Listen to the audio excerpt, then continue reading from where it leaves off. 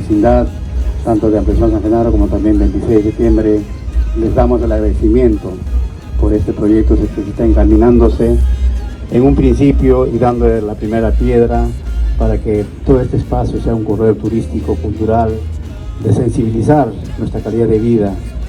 Gracias a Arte hemos tenido la oportunidad de surcar muchos continentes y tenemos las experiencias que queremos volcar por el bienestar del adulto mayor, por el bienestar de la niñez.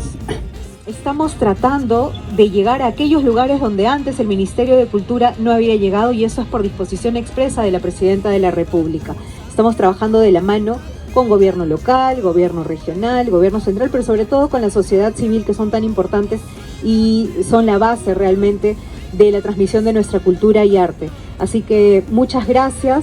Sigamos trabajando en este sentir para que el próximo año podamos tener, como dijo el maestro, eso es una semilla, y ojalá el próximo año podamos tener ya árboles crecidos en esta materia del plan Rescatarte. Felicitar a todos los que han participado, esta es una gran obra, es para ustedes.